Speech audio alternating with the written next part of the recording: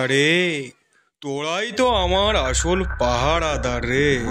কার সাহস আছে বল দেখি যে তোদের সামনে দিয়ে পাঁচিল টপকে ভিতরে ঢুকে আমার ক্ষতি করার? কর্তামশাই, কর্তামশাই! কি নায়েব মশাই, এত হাঁপাচ্ছ কেন? বেশি খেয়ে ফেলেছো নাকি? এখন রসিকতা করার সময় নেই জমিদার মশাই। গ্রামবাসীরা সবাই একজোট হয়ে এদিকেই এগিয়ে আসছে। বলছে ওদের খাজনা মুকুব না করলে ওরা সব লুট করে নিয়ে যাবে। এত বড় সাহস! দাও দাও, আসতে দাও, আজ ওদের পেট ভরে খাওয়াবো। কি খাওয়াবেন জমিদার মশাই? ওদের আজ গরুর গুঁতো খাওয়াবো। ওই অত্যাচারের জবাব চাই, জবাব চাই। জবাব চাই? আয় তোদের ভালো করে জবাব দিচ্ছি। করে তোরা যা তো, ওদের জবাব দে। ওরে বাবারে, পালা পালা, সবাই পালা! ওরে দাঁড়া দাঁড়া, কোথায় পালাচ্ছিস? জবাবটা নিয়ে যা।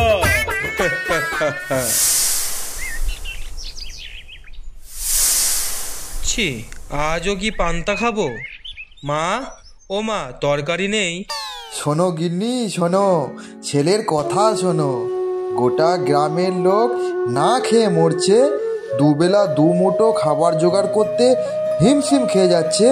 এদিকে বাবুর চাহিদার শেষ নেই। বাবা, জমিদার মশাইয়ের তো অনেক পুকুর, গোলা ভর্তি ধান। তা গ্রামবাসীদের 2 বস্তা ধান দিতে পারেন তা নয়, কেবল দিনের পর দিন অত্যাচার বাড়িয়েই চলেছেন। ভগবান আছেন ভোলা, সময় মতো সব বলবেন। না, ডাক্তার বললেন জম্বুর বয়স হয়েছে, পুরোপুরি আর সেরে উঠবে না জমিদার মশাই। সে কি? জম্বু আমার খুব পছন্দের গরু, আমাকে কতবার বিপদ থেকে বাঁচিয়েছে। না না, এ তো ঠিক কথা নয়। জমিদার মশাই, জম্বু বাগানে শুয়ে আছে, আপনি যদি একবার দেখে আসতেন। আমি এমন টাকা গোনা ছেড়ে দিয়ে ওই বুড়ো গরুটাকে দেখতে যাব? ওর পেছনে বেকার বেকার টাকা খরচ করে কোনো লাভ নেই। নায়েব, ওকে বরং গ্রামের বাইরে মাঠে ছেড়ে দিয়ে আসো তো।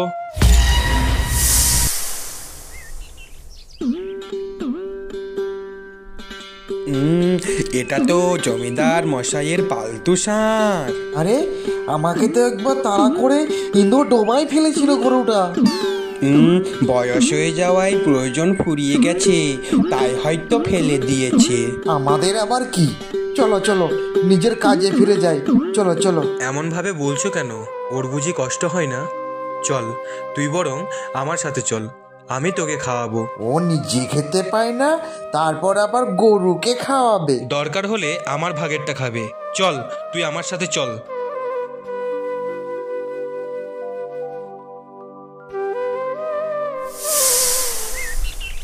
হায় হায় হায় গো, বৃষ্টির কোনো দেখাই নেই।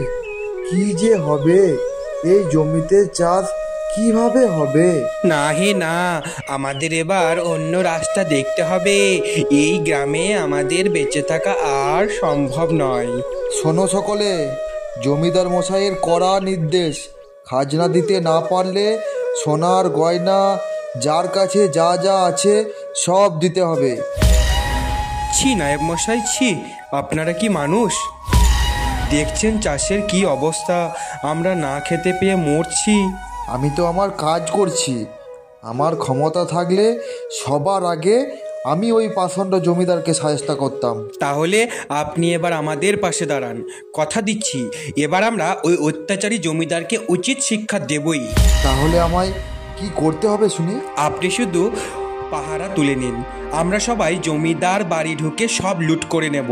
তাহলে আমাদের বউ ছেলে মেয়ে দুমুঠো খেয়ে বাঁচবে হুজুর। আমি একজন অমানুষের হয়ে কাজ করলেও মনে প্রাণে এখনো মানুষ, বুঝেছ?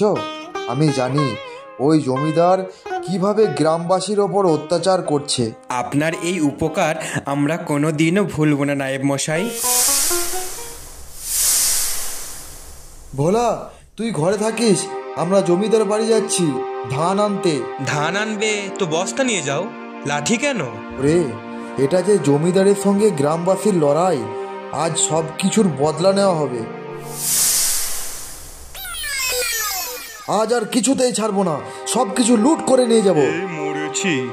নায়েব মশাই, এই নায়েব মশাই, আরে নায়েবটা আবার গেল কোথায়? অনেক অনেক অত্যাচার সহ্য করেছি, আমাদের ভাগের দান আমাদেরকে দিয়ে দিন জমিদার মশাই। তাই নাকি? এত সহজেই দিয়ে দেব? দাঁড়াও লাঠেল, আয় লাঠেল। কেউ আসবে না জমিদার মশাই, কেউ কোথাও নেই। হচ্ছেটা কি? বেশ বেশ, তোদের লেঠেলের লাঠি খেতে হবে না, তার বদলে গরুর গুঁতো খা। হ্যাঁ, এবার কি হবে মোড়ল মশাই? কি হলো, সব বাহাদুরি বেরিয়ে গেল নাকি? কার কি বেরোয় তা এবার দেখা যাবে। কি ভোলা, তুই এখানে? বাড়ি যা বলছি ভোলা। হ্যাঁ, এই ছেলেটা বলে কি আমার মজা দেখাবে? এর সাহস তো কম নয়। আরে আরে আরে, তোরা যাচ্ছিস কোথায়? তোদের যে আমি দাম দিয়ে কিনে এনেছি। শুধু দাম দিয়ে কিনলে হবে না জমিদার মশাই, মন দিয়ে ভালোবাসতেও তো হবে।